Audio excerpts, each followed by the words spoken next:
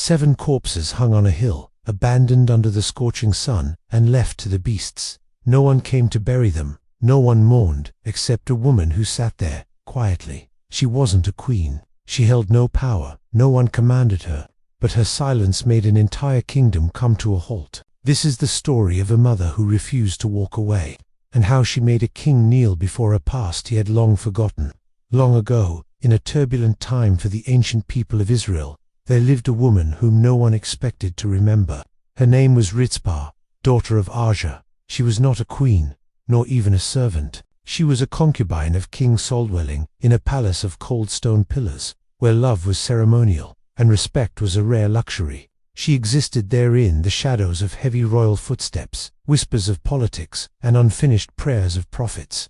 She was like a ghost present, yet unnoticed. In that silence and obscurity, Rispa bore Saul 2 sons, Armoni and Mephibosheth. They carried royal blood, but no throne awaited them. As sons of a concubine, they were mentioned when needed, and forgotten when inconvenient. But to Rispa, every heartbeat of her sons was a miracle. Time moved on. Saul fell in battle. His dynasty shattered.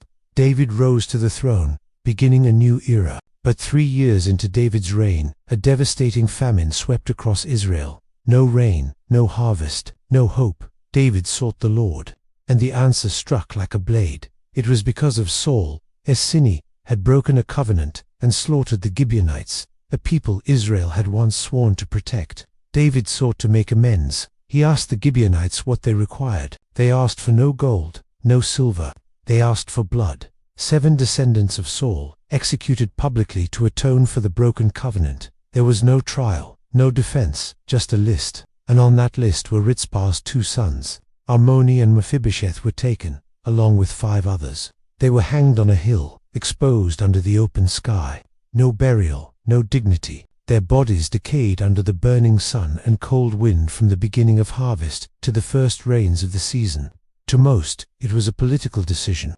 But to Rispa, it was the bodies of her children, the same children she once held in her arms. She didn't scream. She didn't beg. She took a rough sackcloth, a symbol of mourning, spread it over a rock, and sat down. She stayed, not for a day, not for a night.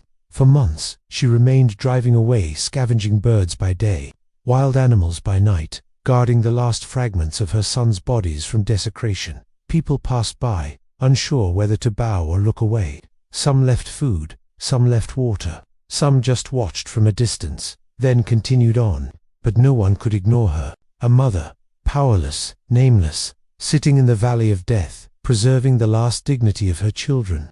Whispers reached the palace. King David heard a mother, known uncommanded, had remained on that hill for months, not in protest, not to rebel, but simply because she could not leave her children behind. In that silence, the king was shaken. There were no more commands, no more royal decrees, only a conscience awakened by a mother who refused to walk away. David stood. He gave orders to gather the bones of Saul, of Jonathan, and of the 7 who had been executed, including Rispa's sons. This time, they were buried with honor in the tomb of their ancestors, in the land of Benjamin. No grand ceremony, just quiet, but a silence filled with respect. People watched as the bones were carried past. No one spoke, but in their hearts they understood. This was the cost of neglect, of heartless politics, of a sin left uncorrected for far too long. And all of it began with a mother, unmoving, by the bodies of her sons. After the first rains fell, the land slowly revived. But Rispa was no longer seen. She quietly disappeared, just as she had lived, unnoticed, yet unforgettable. No one knew where she went, whether anyone welcomed her, or if she wandered the fields alone, looking up at the sky. But her imager, small woman, bare hands, swatting away vultures, eyes red from wind and tears, was etched into the memory of a nation. Rispa didn't win a war. She wasn't a prophet. She didn't write a single psalm. But she fought the greatest battle of all, to preserve her children's dignity. She didn't demand justice, but her unwavering presence forced a king to act and a nation to stop and reflect. Some changed the world with words, some with triumphs. Rispa did it by staying. She didn't run, she didn't give up. And through her silence, she left a legacy that time could not erase. If this story touched your heart, share it with someone you love. And don't forget to subscribe. as we continue exploring powerful, true stories from Scripture, where the smallest lives hold the strength to move heaven and earth.